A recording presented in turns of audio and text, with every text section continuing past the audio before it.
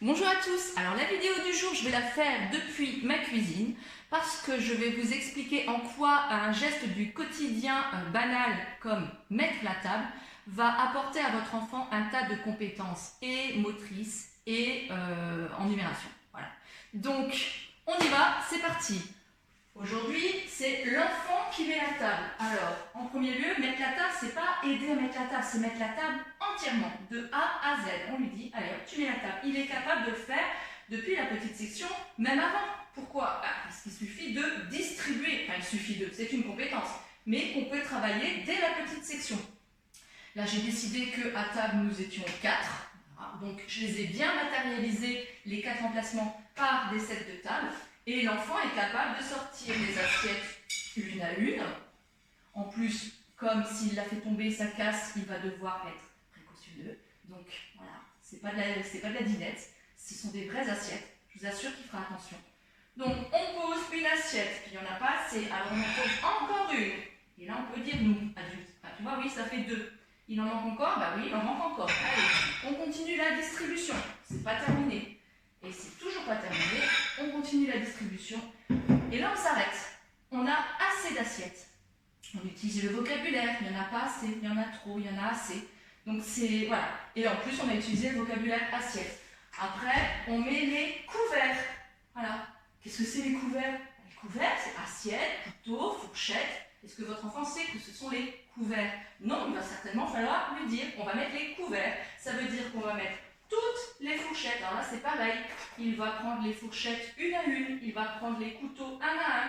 Si vraiment il ne peut pas atteindre le tiroir ou que c'est rangé ailleurs chez vous, vous sortez tout. Plus que ce dont on a besoin, évidemment. Et l'enfant va placer une fourchette à chaque personne, c'est-à-dire à chaque fois qu'il y a une assiette. Si en plus, vous avez vraiment la contrainte de dire le couteau se place à droite et à gauche, en plus, vous travaillez sa latéralité, parce que celui d'en face sera inversé. Voilà, on n'hésite pas à mettre un couteau à chaque membre de la famille. Très sincèrement, regardez ce couteau à beurre. En quoi est-il plus dangereux qu'une fourchette? Il n'est pas plus dangereux. On peut utiliser un couteau même en petite section. Alors évidemment, on va avoir beaucoup de mal à couper, il y a tout qui va gicler à côté. Mais déjà, on peut s'entraîner et en plus, c'est quand même extrêmement pratique de pouvoir pousser avec son couteau ou d'apprendre à le faire plutôt que d'utiliser ses doigts. Donc voilà, ça c'était les petits apartés. Donc, je place un couteau et une fourchette à chacun. Et on laisse l'enfant faire. Il va être tout content de faire ça. Vous verrez en classe comme ils sont contents quand on leur demande de mettre la table. Donc, parce que nous jouons en classe, nous jouons à la dinette. Allez hop, on va mettre la table pour tant de personnes. On le fait. Voilà. Pareil, on va placer une cuillère à chacun. Ce qu'on peut faire, c'est que les cuillères, l'enfant peut tous les avoir dans la main et faire le tour de la table comme ça. Une pour lui, une pour lui, une pour lui, une pour lui, et ben je m'arrête parce que c'est terminé.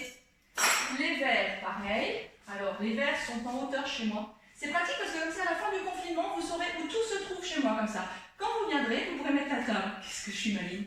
Donc, hop, on sort les verres. Bien sûr, on en sort plus que ce dont on a besoin. Et c'est l'enfant qui va les placer. Pareil. Ce sont de vrais verres, donc ils cassent. Je vous assure que l'enfant, quand on lui donne des affaires qu'il casse, il se dit, oh là, je suis en confiance. Là. Donc, il va prendre les verres un à un et il va les placer à table. Voilà. Et puis, il en manque un ici. Hop. Et puis, il en manque un ici. Hop. Voilà. Donc ça, c'est un apprentissage. On a distribué, on ne s'est pas trompé. Tout le monde a une assiette, un couteau, une fourchette, une cuillère et un verre. On peut aussi rajouter des serviettes. Voilà. Donc, c'est un apprentissage de distribution. Au fur et à mesure, vous pourrez lui faire mettre la table de façon experte. Parce que, évidemment, vous, je vous ai dit, vous faites ça. Quand vous mettez la table, vous, adulte, vous vous dites, bon, bah, je vais tout remettre en place. Nous sommes 4 personnes, donc je sors 4 assiettes. Et dans votre armoire, vous comptez 1, 2, 3, 4. Donc visuellement, vous voyez tout de suite. Et vous prenez directement 4 assiettes. L'enfant, il faut l'amener à faire ça aussi.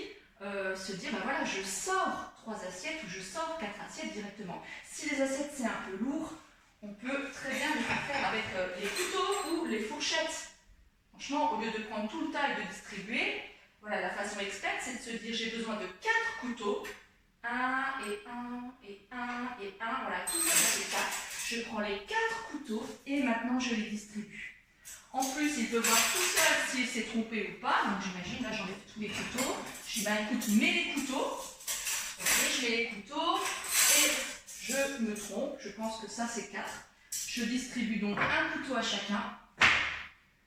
L'enfant va faire le tour. Ah, zut, il m'en reste un.